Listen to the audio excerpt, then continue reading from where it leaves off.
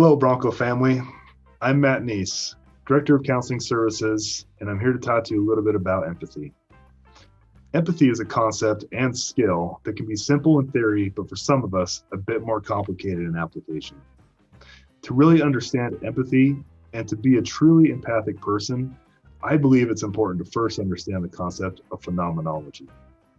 Phenomenology is a fancy term that essentially means that every individual on the planet has a history of unique lived experiences that have created the person's worldview, value, and belief systems, or the lens through which they perceive the world and others around them. So, for example, it's because of phenomenology that two people can be looking at the same white, fluffy dog and have two completely different feelings about that dog.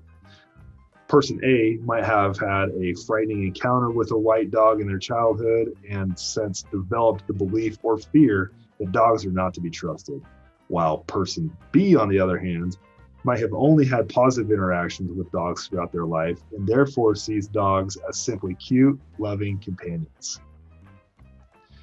Many of us have been raised that a good person adheres to the golden rule. That is, treat others as you would like to be treated. So this is an okay framework because it promotes a degree of respect and kindness. However, it also negates the importance of our individual phenomenology. An empathic person adheres instead to the platinum rule. That is, treat others as they would like to be treated.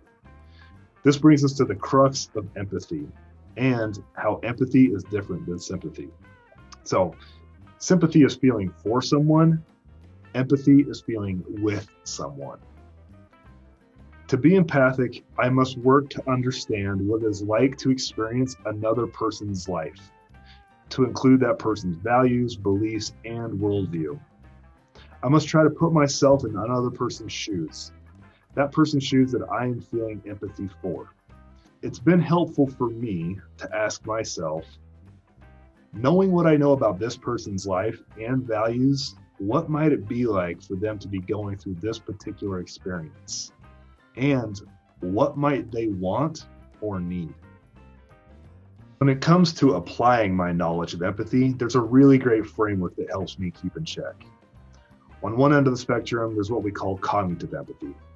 This is when I understand cognitively what's going on for another person emotionally, but I don't have my own emotional connection to that experience and therefore don't care enough to do anything about this understanding.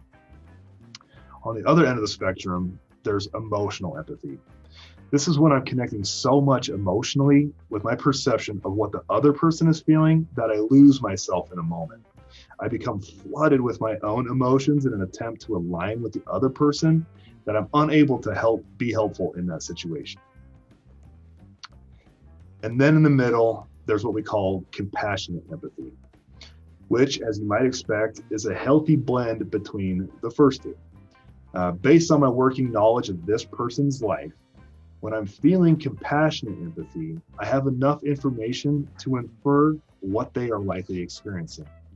I have enough emotional connection to this person and their circumstances to have the desire to help. And because I'm staying grounded in my own identity, I'm able to be moved by this experience and the ability to compassionately or empathically support this person. So I know it can seem like a daunting and sometimes even impossible task to be empathic toward everyone, especially when a core feature is to be aware of everyone else's worldview. At a minimum, though, I need to know that everyone has a unique worldview. And by committing to listening to understand versus listening to respond, I'm going to work to learn more about these differing worldviews that surround me. I know it can seem especially difficult when considering empathy in the workplace, as so many of us have been trained to keep it professional or focus on the numbers and productivity. And then getting to know the humans we work with can seem totally counter to that. But if I've learned nothing else from this difficult year, it's that all of us are struggling.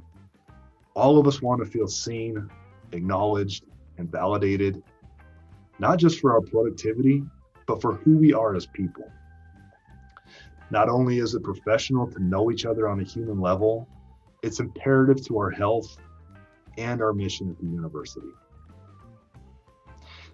Thank you so much for taking a few minutes of your day to listen to these messages.